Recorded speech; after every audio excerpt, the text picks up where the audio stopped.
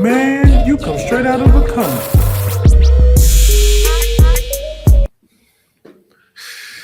All right, ladies and gentlemen, welcome to another episode of Straight Out of a Comic Book. I'm your host, Will Pharaoh. I got young Deuces with me today. Everybody is off getting inducted into the Illuminati. We were not invited for some reason. Apparently, Deuce is already in the Illuminati of the Milwaukee chapter, so he's not allowed to get in. And for some reason, they said my application came back. They didn't say what it came back for. It was just like, it's not here. Yeah, we gonna have to call you back. So here we are. We here though. We here though. And I ain't gonna lie. Like normally, we don't condone any of the smoking on here, but today, after last week felt like sex, man. I'm like, I got them. It was a lot. It was a lot. Mm-hmm. Dudes, that man, we got a lot to talk about, man. Not only do we got to talk about the Loki season finale, we got the Marvels. The actor strike is over. Yes. And these people have been flooding the streets with trailer like Blue Magic and Frank Lucas. It's just bro, that tweet that they showed, I think it was like Beyond Scared Straight, where that dude busting the room and waking everybody up. That was it's over. All the movies. It's over. All right, it's over. Bro, Tom Hiddleston was on the late night circuit literally the next morning. Bro, shout out to his team, because I don't know how they pieced all that together. They was just like, look here, it's over. We got 24 hours. I need you to do 33 shows about this last episode. Okay. No, there was certain people getting interviewed. They were just in their kitchen. It looked like COVID again. It was like, bro, it did. Get the camera. Put the camera up. You got a good webcam? Get your assistant to connect that. We got to talk about what's coming out. And rightfully so, because it was a lot that happened as far as just like the reveal, showing like the people that was working on certain things that, you know what I'm saying? He was like, oh shit, I didn't know the things that you can see where people are like the stuff that are coming, you know what I'm saying? Like, seeing, I think that was the best part for me, seeing a lot of our mutuals post the stuff that they're working on, like, oh shit, y'all are working out here. Let's go. And it didn't register to me really until after that was over, because I remember I'd send a few people like, oh shit, like you see them on TV, you hit the little record, and you're like, oh, yo, this you, and you'll send it, and it's like, everybody feel like, okay, like I sent this, you ain't gonna post it so people see it, but it hadn't registered to me. It's like, yo, they can't do that. Yeah. And then it was like, now you start seeing stuff, and it's like, yo, when the fuck I sent you this? Like, what you tagged me in? Like, what the fuck is this? Right. Like, oh shit, I forgot. So yeah, like you said, bro, it's good. It's good to see that. It's good to see like all of our mutuals supporting each other on it, like sharing everybody's stuff, showing like, yo, hey man, check out my girl in this. Check out my homie in this. Yo, my homie wrote this. My homegirl actually produced that. It's like, it's really dope to see, and dope to see that everybody is being able to get back to work, auditions already happening like crazy. Like as soon as I saw it's over, I started seeing the stories of just blank walls and people just that's all posting the sign. You see them like, oh shit, they had Disney right now. No, that was like 2 months ago. I just couldn't post about it, but it's like, hey, but it's just dope, just being able to see all that, seeing people working and everything. Like, I'm glad we can get back to it. I'm glad that they stood on business, so that way everybody can get a fair pay. You know what I'm saying? Yeah. Oh yeah. I don't know what the streaming services thing was, but I do hope they work that out to where everybody is getting a piece of it and stuff like that. And then hopefully it opened up the world to kind of see how this world is on the inside. Because I remember too, like just as this strike was happening, I remember like really coming to the defense of like in the few posts that I see on Instagram, like just because like I don't think people really understood like what the strike entailed or how people felt about it. Because I remember I can't remember her name right now, but I know she's in the recent Hunger Games and she's a star of it. The backlash she got for the statement she made while filming Snow White and stuff like that. You know, people calling her overprivileged and sucks to be you while you making all these millions and stuff like that, and you got to be on your feet for this. And I'm just like, it's really funny to just see how disconnected we are with each other, dudes. Because I was just like, and I really had to break it down by math. I was like, okay, y'all getting mad at this woman for saying this, but let's really break this down. Would you not be mad if you had to go to work for 18 hours and you only got paid above minimum wage? And someone was like, yeah, go ahead. I was going to say, but also when you worked your ass off to get to the point where you get paid a little bit higher than that, right? So, you know, because the same thing you said, it was that realization that the world, they see somebody on TV, they immediately think that they are cashed out, getting all this money. And it's like, no, this is still a job. Like, yes, it's not the traditional job, but this is still a job. And I want to get paid my fair wage that I've earned to get here. So that doesn't mean, oh, you know what, since I'm well off because I managed my money well and I got a good few movies. That doesn't mean that I'm like, oh, you know what, I'm going to do a couple of stuff for free. Nobody works like that. No. And then it's in the same aspect. It's like, yo, like y'all forget same thing with, the average worker and your checks, taxes are taken out, medical is taken out. Yo, it's not only do actors have to deal with that, even or if they're even able to get that while they're on set, right? They have to deal with the publicist fee. They have to deal with their management fee. They have to deal with their actor fees. They have to deal with all of that stuff taken out. So by the time that $1 million check y'all think they getting, after all that's taken out, if they're lucky to be making a little bit more than the average person, they might be making less than you do and less than what you take home on a monthly basis. So it's just So it's just crazy.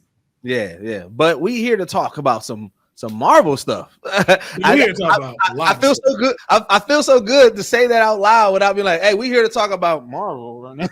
Right? We was just like, "Look, man, we jump in the picking line and we gonna talk about Loki." We didn't talk about nothing else. I was like, "Hey, I just want everybody to know, so don't be coming after me like, oh, you was still promoting did." And I'm like, nope. All we did was talk about Loki. That was it.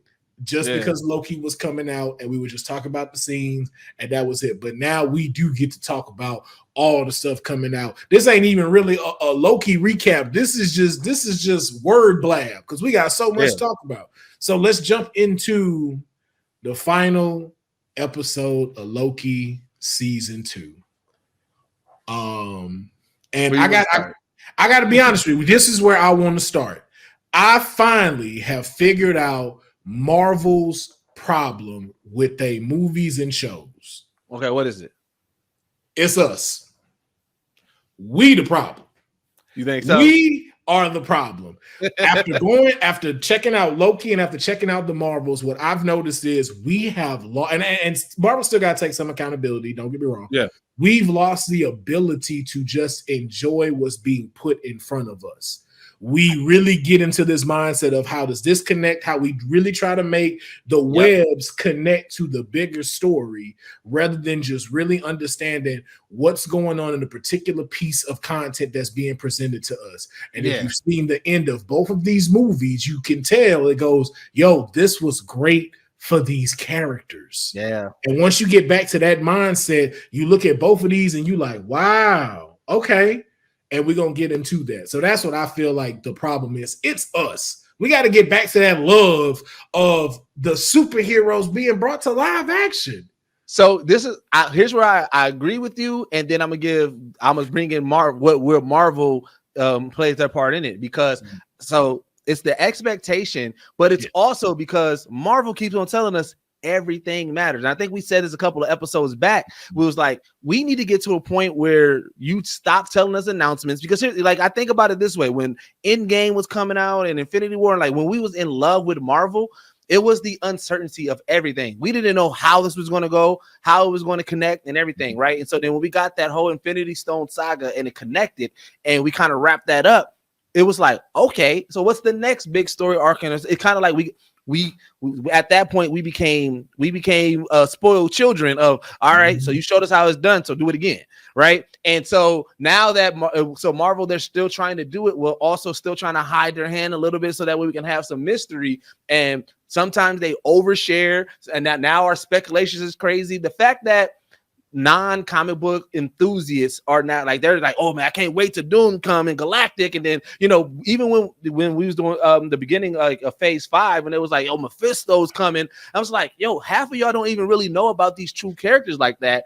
And I said, dang, Marvel really made so many people dive into comic books that now expectations is crazy. And I was like, a lot of these projects, if they told us that these were just standalone projects, like you said, it was like, you know, it'll have loose connections to it, but you don't need to, like, if you miss this, you're not going to miss anything on the overarching story. And they tell us that, and they say, but this is, you know, this is like a really fun time or a really goofy time or whatever the theme of the show or the movie is. I think we would appreciate it more. But because they keep on telling us everything matters and everything connects, and they gave us the 7-year plan, we're like, all right, well, let's see how all of these things connect to the 7-year plans. So yeah, I agree. Yeah.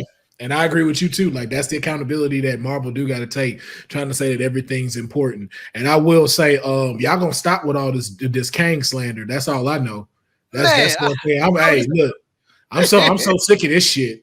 I'm so sick of it. Y'all look, if you change this to Doom, yo, you a ho, Marvel. I'm just throwing it out there. I ain't gonna hold you. I'm gonna be highly upset because, like, okay, I get it. Like I said, with all the legal stuff, if the legal stuff ends up and it turns in like really, like he really did everything and everything, I get them making it. But I'm like making that move and making that change. But I still don't think changing the storyline, the King storyline, there's so much to that storyline that adds to it, and abandoning it. Like, bro, just if y'all got to get rid of Jonathan Majors because of the legal situation, just recast. We understand that this is a movie. I think we're kind of a little bit past the don't recast. Like, I think there's probably like 3 characters in the MCU that we're like, it's gonna be hard to see somebody different, and that's Tony, that's fucking T'Challa, and maybe Captain America. Maybe Captain America. I'm so glad you brought that up, sir, about Tony Stark. So we just not gonna bring up nothing Robert Downey Jr. used to do as a young lad, and y'all got children mimicking him and getting facial haircuts just like him. And y'all talking about y'all trying to kick my dude out the Marvel building because of an allegation? It hasn't even been like tried. It hasn't even been. I feel like had we not learned from the Johnny Depp situation? Like I said, I get it. You know, you want to try to get away from backlash, but I feel like nobody in the world is going to judge Marvel if they wait until the actual verdict. Like, I feel like that. Here's my whole thing of why, and I may be saying the phrase wrong, but art imitating life or life imitating art, whichever one it is in this particular situation. I don't give a fuck what Jonathan Majors is doing in his personal life. This nigga could be fucking tree holes for all I care. If this man finna give me the performance that he gave me for Victor Timely, that's all I'm concerned about.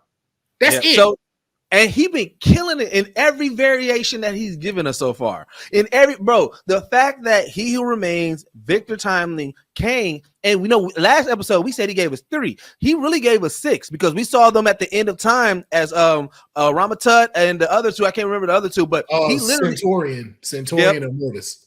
Yeah, he really gave us 6 personalities so far that we've seen, and then a whole bunch of just like action stuff, you know, when we saw the crowd of stuff. And it's like, bro, he is legit killing it in the acting range wise of Marvel. Out of everybody in Marvel, his range, I think him, Scarlet Witch. I'm trying to think who else gave us like the most like different range, the turns and twists. Because you know what I'm saying, seeing I give Strange his. Strange did his pretty good. Yeah, so it's like, you know what I'm saying, like you seeing that, and it's like, yo, his performance was so great because it's one of those things that you realize like how much dialogue made. Because I remember like when we was talking about Secret Invasion, the highlights of Secret Invasion, we kept on talking about like Samuel L. Jackson dialogues was like probably the best, you know, outside of everything else that was going wrong with it. The dialogues was like gold.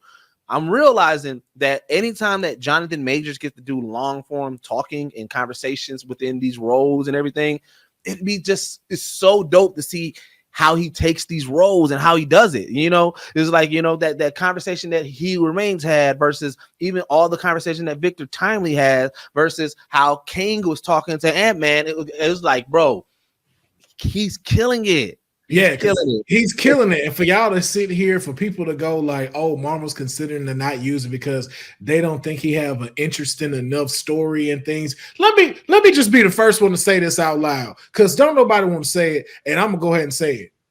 Don't nobody give a fuck about the Fantastic Four. All right, I'm sick of this casting bullshit. Everybody want to know, ooh, who gonna be Mr. Fantastic? I'm saying it first. That family ain't all that.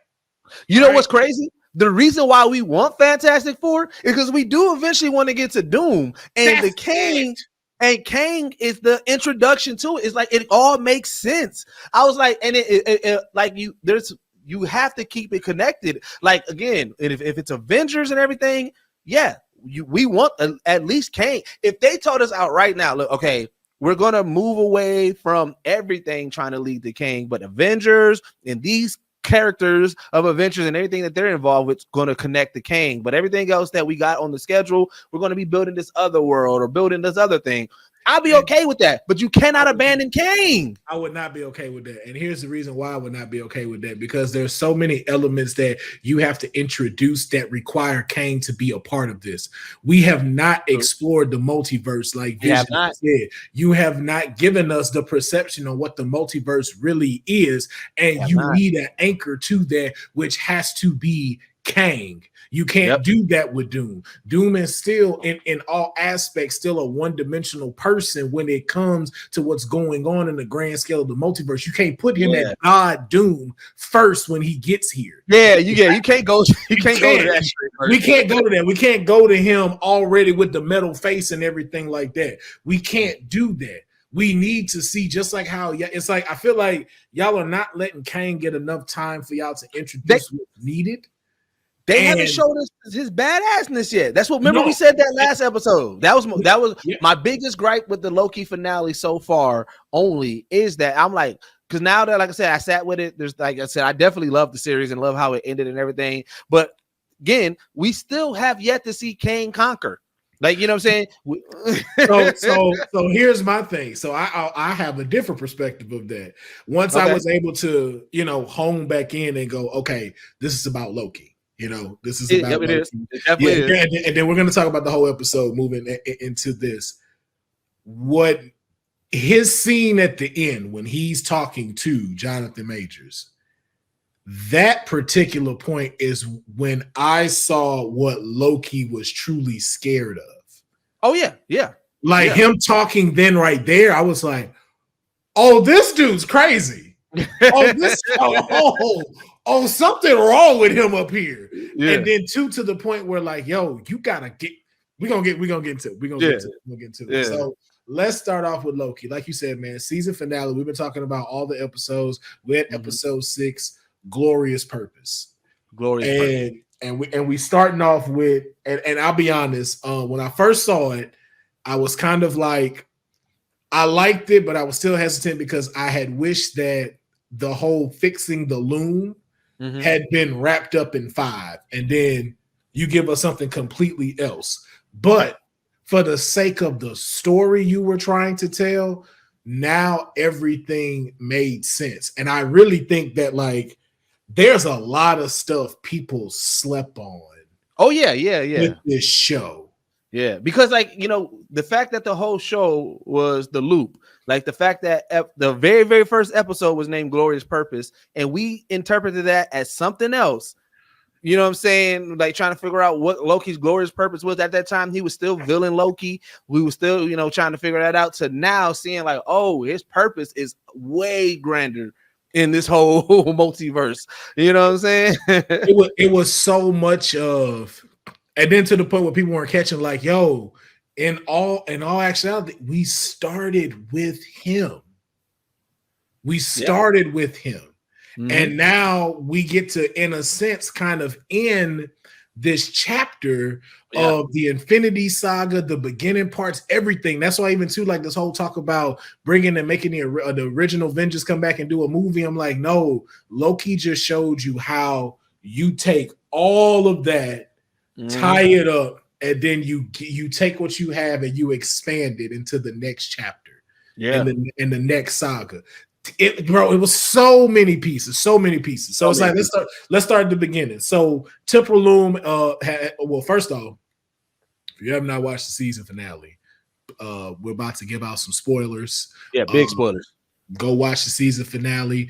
If you have not watched the Marvels, go spoiler alert, because we're gonna talk about the Marvels. Go, get off of this video. Go watch my other videos. Go watch Geek Blasphemy. Go watch Geek Blasphemy. Definitely watch Geek Blasphemy. Yeah, but get off of here because we about to spoil.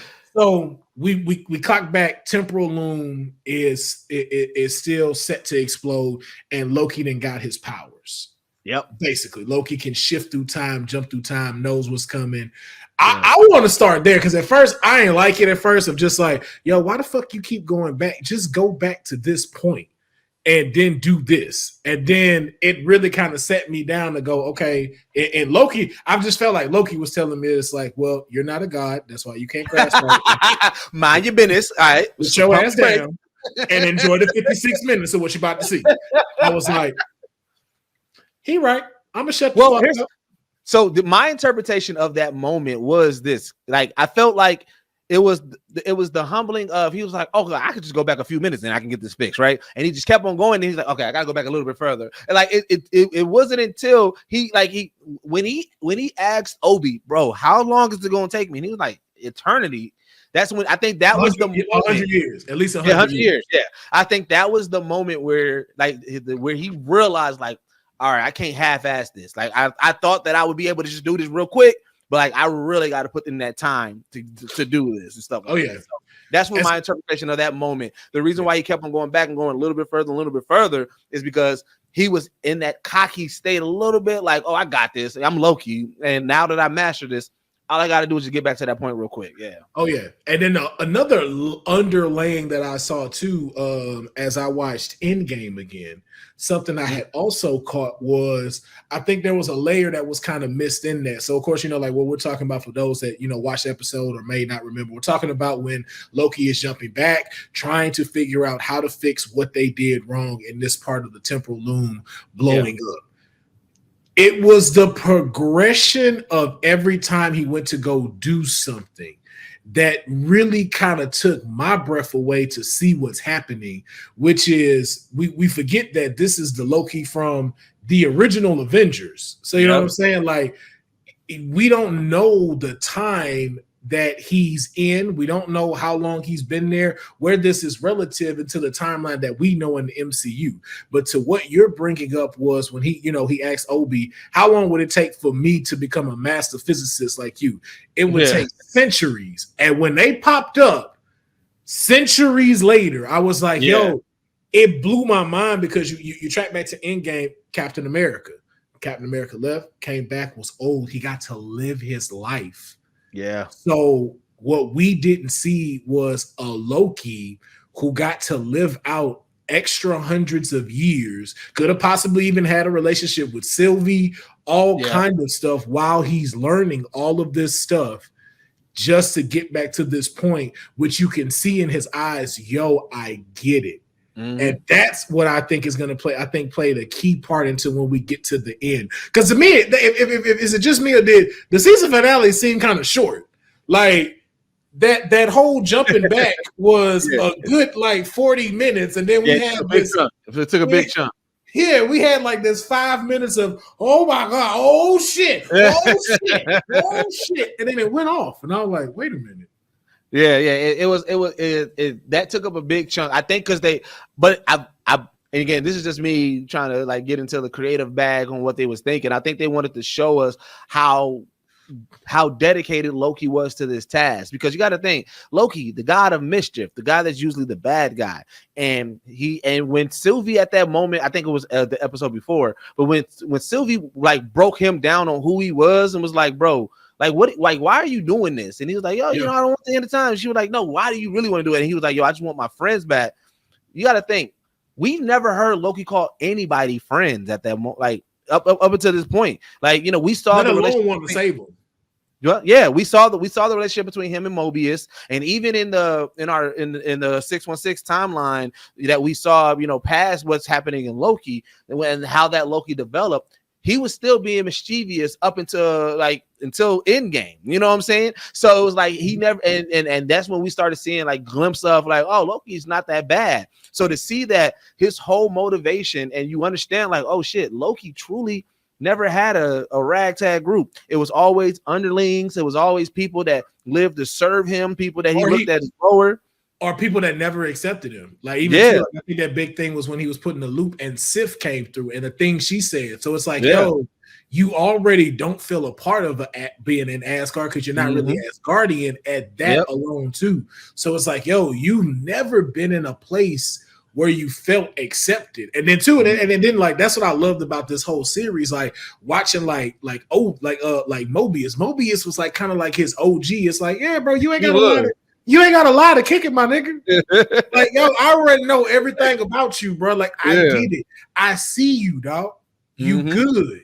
Just yo, we need your help. So let's help each other. I don't want to see you get pruned, and I need your help. But you good here, bro. Think about like even with it. I mean, he went to Mobius to ask like, yo, bro, what do I do with the Sylvie situation? Like how do you choose when you gotta kill a nigga? You know what I'm saying? That's pretty much what he asked him. And that was what tripped me out, was out of everyone to go to, and I think that's what was so impactful about it. And I don't know if people really caught, was that he could have went anywhere, bro. He could have went anywhere. He could have went talk to Odin. He could have went talk to his original father. He could have went talk to Thor. He could have went talk to himself. He could have. The only people he stuck with was the people he considered to be his friend. Yeah. And like and Mobius being that, it's funny because Mobius, the character, if at first glance you'll see like, oh, this is this timid, not so strong character, but you realize like, no, he actually has one of the strongest willpowers on this show. Like, to know that he got the knowledge of there's his true life out there, and even at that time he was like, nah, I'm good here. We serve a purpose here. And then even with him being able to tell the story on how Ramona was his partner and how he was like, yo, you know, I'm like, even though I trust in the TVH process and I trust in what they got to do in the overall, I still got a little bit of morality with me. Like, I can't just be pruning people like how Ramona be out here going crazy. And so the reason why Loki went to him, because he was like, bro, I'm at that crossroad, but like, I know that there's a bigger purpose. How do you handle this with this bigger purpose? So like, I thought that moment was really dope, just to kind of show how much Loki respects Mobius. Because you got to think, like you said, Loki, he's still, like you said, he's still a god, and he still comes from Asgard. So all the people that he probably truly respects before this was high-powered individuals, people who had a big reign, people who was extremely strong and powerful. And here is Mobius, who technically is a lower level being than him, but he needed him for that advice. He needed him to be strong in this moment to figure out what to do for the bigger purpose. And I thought that was really dope. I did too, and I also think, you know, this is a reach, so this is me reaching. But this is hear me out. I think too, one of the biggest underlays that we had right there, if really people like, yo, we delve back from it, is the elements we really had to deal with time, with the soul stones. This whole thing was about time. What color is the time stone? Green. Yeah. Loki. And everything else is about the soul, which was the orange stone. What is the color of the TVA? Orange. Yeah. And what it proved was those are two elements, no matter what you try to do, no matter how you try to constrict them or put them around, they will find a way to be them. As we saw with the time stream, and that's what we saw with the souls, which were the TVA. All of these people never lost what was truly in them. Mobius is a parent That's why he couldn't just be pruning people around, because I have fucking children. X5, same thing. I'm a doctor. There's something within your being you cannot touch on a soul basis. And I could be wrong on this, but even in the first episode, when they showed the stones as a paperweight, I don't recall seeing the soul stone there. Once again, could be completely wrong off of that. But I don't remember. I don't remember. I remember seeing the blue one. I remember seeing the yellow. Yeah. I do not recall seeing an orange infinity stone in that drawer. But again, I could be very wrong. Do not quote me on that. But I just saw the correlation from that. And you know what, you said something that made me like think about like, okay, because like, yeah, the dealing with soul and time and just kind of like things that, like you said, no matter what, these things are going to continue to go, or like it's inevitable. Like when they broke down why, like, yo, I get it, you did all this to try to stop the loom, but like, how do you stop infinity? Like I had a moment like, yo, why was we getting our hopes up thinking they was going to stop this? Like, there's no way to stop infinity. If these things keep multiplying, that motherfucking loom it's not going to stop it. It goes to another thing in color theory too. Look at Kang. What did Kang represent? His colors were purple, yellow. The purple stone, that was force. The yellow stone is the mind. You're trying to force the mind to constrict time and the soul. How do you think your mind and power and force is going to stop natural selection, natural being? That's what all of this was a representation of. And it even showed back to Thanos as to how all of that collected and perceived to be like, yo, he was the ending point. It was like, yo, this is what happens when you have all of this stuff here and all this as a problem. Because if you really think about it, it's the loom and the TVA are still in the same kind of thing as Thanos. Thanos is just on one universe trying to snap all of the half of the population out, and these niggas trying to prune half of the fucking existence out to keep this loom going. Yeah, and like it made so like He Who Remains, his explanation at the end, because like when, like I said, when before we got there, Loki had that moment where he realized, like, he finally accepted fate, right? But then, you know what I'm saying, he realized like, oh shit, wait a minute, this all started because Sylvie killed He Who Remains. Let me go back to that part, right? And so when he got to that part, and you know, they again going through that loop of trying to stop Sylvie and shit, and then you know, Kang, like, it's like I said, watching like all New Rockstar and Screen Crush, you start, you know, you get the little bit of insights. And like I didn't even realize at the moment where there was like, yeah, you see it like a traditional, you know what I'm saying, scene, but then at some point it switches to Kang, and that's when you realize like, oh, Kang is just watching this over and over, and you realize like, oh shit, Kang told us right from the get-go, like, no, I know what's gonna happen. I already know this shit's happening. So that one, what we saw at the season finale of season 1, that was just the first outcome, or the first incursion. He's seen it all. He's like, yo, this supposed to happen. Yeah. Like, bro, it's like, yo, it don't matter what you choose. You chose the route that's going to get a little bit more fucked up for y'all. And a route that he laid. He said, and who laid that route for you? And then what was so funny about it was he was just like, that's why I love that picture. Like I sent the DM. I'm like, there ain't shit for that picture, because that is what you gonna do. What you gonna do, nigga? And it was like, yo, but it was profound because it made Loki realize, yo, I'm a god playing a man's game. He was. Kang is a mortal. And I'm not playing like a mortal. I'm playing like a mortal. I'm not playing like a god. Yeah. And so that's why it was just like when you saw it, and like you said, the conversation they had of just like, and what makes you think that I didn't do this? What makes you think that I did not see this coming? And it's just like, yo, and then you really start to just see kind of how villainous Kang really is. That's why it's just like this whole thing of y'all trying to say his story ain't enticing, all of this stuff. I'm like, y'all are wilding. Like, yo, Doom wish he could be Kang. Bro, the Kang was so, because it was like you said, it was really like the big dog talking to, like, all right, you doing your thing, but you still not at my level. You know what I'm saying? Like that's the vibes I was getting, because like, even like, bro, the way that, like, if you think about that scene and how hard Loki was trying to fight to not kill Sylvie, right? Mm-hmm. And Kang was just literally like, bro, this nigga just had the remote. Like, okay, let me pause it real quick. Hey, bro. He's like, wait a minute.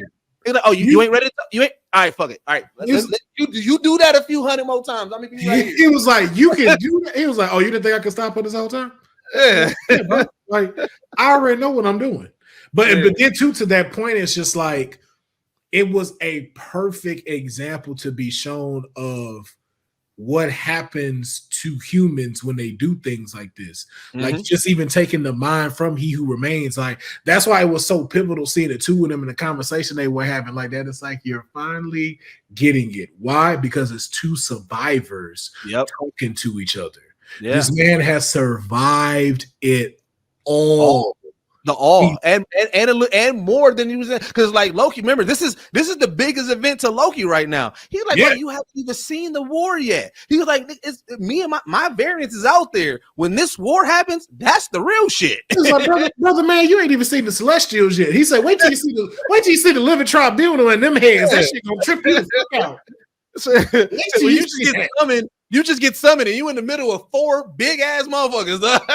Like that. Yeah, I'm gonna send you a profile on Instagram. I'm gonna send you Galactus. You ain't met him yet. That's a bad motherfucker. Wait till you meet him. I'm gonna send you a few profiles because you ain't met him. But it's crazy because you know what? We put so much focus on that season finale of 1, right? Talking about the script and everything, and it's like the way that this wrapped up. Like, I was not surprised how it wrapped up after I thought about it, because it was like, yo, the very, very first thing that he told Sylvie and Loki when they finally was like, okay, well, what you want? And he was like, bro, why don't y'all take this over? He was done, but I think, again, like I said, that is part of the loop. He did it, he protected it, he created the sacred timeline, and then after a while, he's like, bro, I'm bored, man. I'm done with this shit. I need, and again, it's the loop. He knows. He's like, all right, well, it's about that time that Loki is going to take over, so I'm gonna let him take over. And then I'm gonna get reincarnated, and then I'm gonna do this shit all over again. But he's like, but right now I'm bored. I don't want to do this shit no more. So Loki, go ahead, come on, do your thing, bro. And he did, and that was the thing too. It's like, yo, he did it, and it was still kind of confusion of. I was like, I don't know if all of that happened. So I guess too, because like, oh no, because we were having, me and my friend were having a conversation about like, did He Who Remains really get killed or not, and stuff. After that happened, after Loki makes the thought process of it, did he get killed or not? But I was like, he did, because he had to die in order for it to break, and for the loom to start doing that. So everything did happen. It's just him figuring out the point of what to do at this particular moment with the loom. Well, see, that's why I think it goes back to why Victor Timely is all like, no matter what, a variant is always set to be Kang, because you got to understand that thought process of, I want to have the technology and build something. And then when you see like, oh, we stopped this multiversal war, but after, like you said, it's infinite. They're out there trying to find other Kangs. At some point, Victor Timely is going to be like, this is, again, he's going to realize we are in a loop. I can stop this loop if I just create one. If I get rid of all my variants and create one, and now he becomes He Who Remains, and he does the whole process over again. That's why I believe, like I said, I believe that we're still in the loop no matter what. Like, I get it that was a wrap up of Loki's story, but I think that was a wrap up of Loki's part in this storyline for now. Well, yeah, you know because now Loki, and I think that was the thing that He Who Remains' biggest thing was, that I think he never told anybody, was, I want to stop this. Yeah. And that's why he made Loki do what he did, because, okay, now it's a different scenario of this. I've given you the pieces on what you need to beat me. And that's even in the comics. The only way to beat Kang has to beat himself. Yeah, in order for them to beat him, which now makes sense as to why Kang Dynasty is a movie that needs to happen, because of the fact you get to see the pivotal point that where he needs to be stopped and where things can be changed. Because if He Who Remains is, let's say, Iron Lad, that all of that changes then. Because if Iron Lad remains He Who Remains, he might not touch anything, leave everything alone. Yep, and you also gotta remember, Victor Timely, that one that they displaced and took away from the timeline, he's working at the TVA. When Loki took over and they did that, what the new timeline and how it looks, that other Victor Timely never received the TVA handbook. So right now, the only one that got the TVA handbook or who went through that process is the one that we saw that's working with Obi and B15 and everybody like that. So like I said, he's definitely going to he's going to stay, depending on what Marvel does. It's going to be it'll be an extreme disservice if they just keep him as, oh, he's just another person at the TVA. But if they're still going forward with their plan, that's the one that turns to Kang. I could see him working with OB downstairs. Like I could see them inventing a whole bunch of things.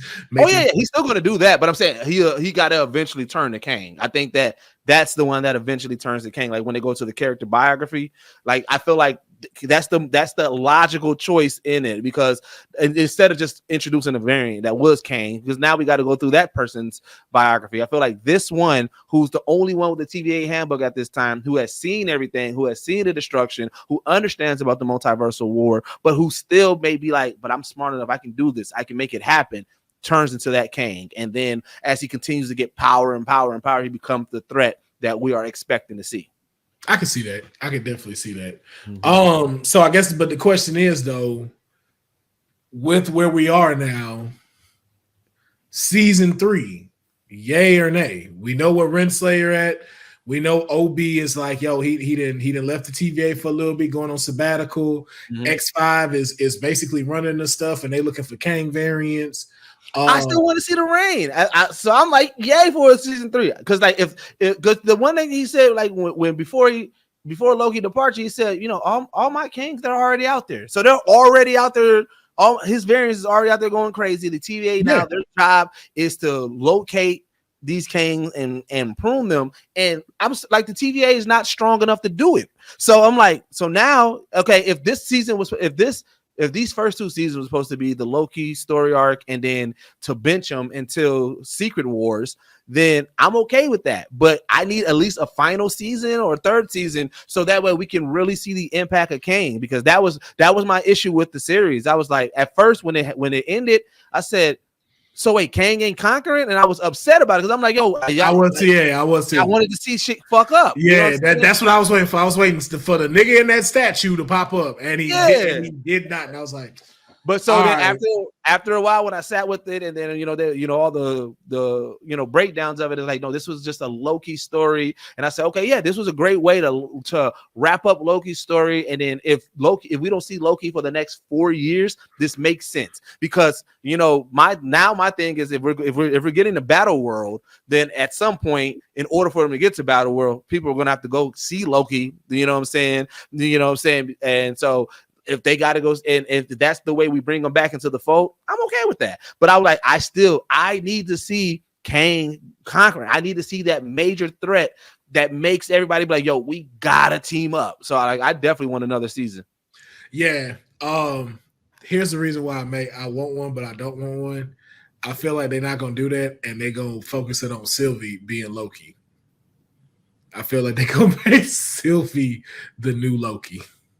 Well, they have a very interesting thing that they can do if they fuck with the comics. Because like, I agree, like, okay, as much as I like Lady Loki, and and Sylvie, I don't think I want to see Sylvie based off her character arc where she's at being a Loki. You know what I'm saying? But listen here, if we're doing a whole revamp, and we know they need young actors, shit, in the comic books, young Loki is where the way that they built this character arc that Tom Hiddleston did of this Loki, right? This Loki, he changed. He didn't always want to be the villain. He wanted to be kind of like a hero, so he was trying to right his wrongs. So in the comic books, young Loki is that. It's the amalgamation of that. It's a younger Loki who's like, I don't want to be this, and then he ends up having to fight older Loki, and like, it's the whole thing. So that could happen though. Now you know what though? What you just said. So here's that, because we have a young Loki back in that realm. I could see season 3 being his focus. Yeah, I could definitely see that. Because as of right now, let's hear. Ooh, and it's there because Renslayer's there. Renslayer's there. Ooh. Well, see, because I would say this, because as of right now, and we're gonna get to there when we talk about the Marvels. I'm sorry, I'm still not hyped for the Young Avengers. Bringing a young Loki in to kind of help out with the Young Avengers. Oh no. See, I'm not focused on the 3. I'm focusing on the potential, like how you are, because now that we know that, I know Spider-Man gonna be in there. And the dialogue that Tom Holland is gonna have with Miss Marvel, oh my god, I can't wait. I can't wait. Crazy. I can't fucking wait. Yo, the dialogue between all of them is gonna be superb, bro. Like, but before we get there, we jumping the gun. So let's wrap up Loki. I agree with you on that being the next season. Yeah. If it's him partnering with Renslayer to where he actually needs to get out of there and stuff like that, because I feel like the only way to, if you're gonna make the focus on Sylvie has to have also some type of glorious purpose. And it really doesn't need to be. It's really just like, yo, if I'm just saying it and there's no disrespect, let her go back to McDonald's. Like, it's over. Let her go back to work. Like, let her go over there, go live her life. It's done. Yeah, or sensei her, make her be like the person that young Loki, you know, if he's trying to figure out how to be a proper Loki and he needs some, every now and then pop up to talk to Sylvie, I'm okay with that. But that's the thing. I think he's already popping up, yes. And you know what? I'm not even gonna knock that down. But I think he's mature enough for that. Oh, yeah, I think it's just being now in the reality of being put somewhere is where that's gonna come into factor. Because like we forget, like this dude killed Thor. So seeing Chris Hemsworth Thor is gonna be like, oh, this is what you grew up into. Yeah. Oh, and he was like, well, what do you mean? Well, I killed my version of you. Like I took him out. Fuck that. But like you said, with the whole Renslayer thing, we definitely need that, because let's say I know that in that world, that's where everything gets pruned. But like, you know, cinematography, there's the way that they shoot things and imagery means something, right? And the fact that we saw the Sphinx and we saw the pyramids in the back, like there's something to that, you know. And then we don't, you know, obviously she was looking at the smoke monster, you know what I'm saying? No. I ain't obviously nothing. We don't know what the fuck she was looking at. Oh, you don't think it was that? I don't, bro, because that's the thing. I don't know what happened to Eliath after they left, because remember, he dispersed. So we don't, and then now He Who Remains ain't there no more. I don't know what the fuck she was looking at. Okay. You know what I'm saying? Like, I don't even want to put that past it. Like, we don't know what the hell Ramona was looking at. But like how, to your point, I really want to see, I want it to be like how you said, like this ain't the first time this has happened. And she meets one of her variants. And we come to find out she's a variant of Kang. Yeah. Like I don't want the love story. She obviously was turning into like a very power hungry motherfucker, bro. Like it's like there's way more to Renslayer, bro. Well, I think she was a true conqueror. Like, yeah. Thing too. Like I think she's one of the conquerors. And to be honest with you, I wouldn't mind this, but I know, you know, a lot of these Marvel cats, as we move into this next stuff we finna talk about, not gonna like it. I would love for her to be Kang Prime. Oh, I fuck with that. I would love for her to be Kang. Yeah, I would love her to be Kang Prime. Like that would be fire. That would be a fire twist in the story. Yeah.